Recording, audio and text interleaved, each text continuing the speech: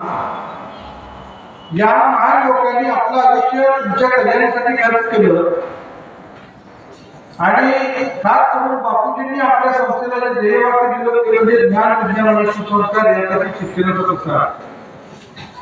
तर ज्ञान विज्ञान आणि सुसंस्कार तर दारू पिणं, गांजा ओढणं किंवा सिगारेट ओढणं, बिडी ओढणं, इतर जे काही नशेले पदार्थ आहेत त्याचं सेवन करणं, हे हा सुसंस्कार आहे का कुसंस्कार आहे?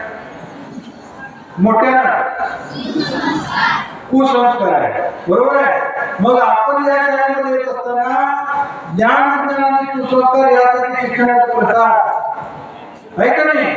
तर आपण ज्ञानी होण्यासाठी, वैज्ञानिक दृष्टिकोन वाढीला लागण्यासाठी आणि सुसंस्कार होण्यासाठी या ठिकाणी येतोय.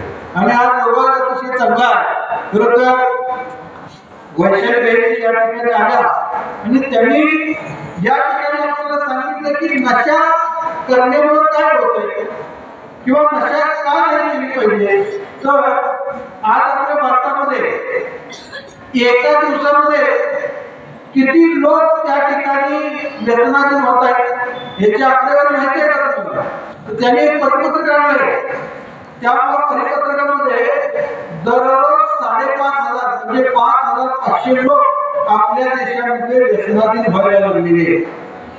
बघा हा वेग किती आहे, म्हणजे दररोज 5,500.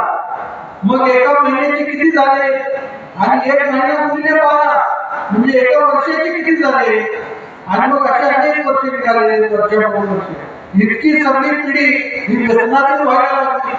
याचा परिणाम व्यसनाधीन झाल्यामुळे काय व्हायला लागलं तर आपल्या देशामध्ये वर्षाला व्यसनामुळे या तंबाखूच्या आणि इतर व्यसनामुळे 13.5 लाख लोक मरण पावायला लागले.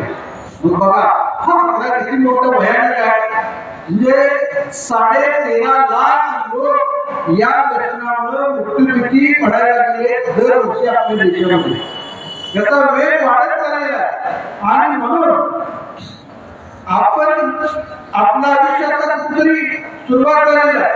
5वी ते 10वी विद्यार्थी आणि हे सुसंस्काराचं वय आहे आणि म्हणून या वयामध्ये आपण व्यसनाधीन न होण्यासाठी एक प्रतिज्ञा घेतलेली आहे.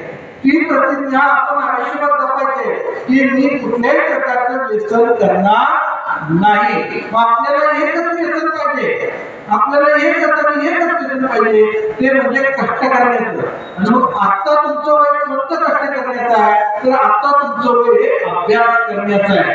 अभ्यास करणे म्हणजे तुमचे कष्ट आहे. व्यायाम करणे, खेळणे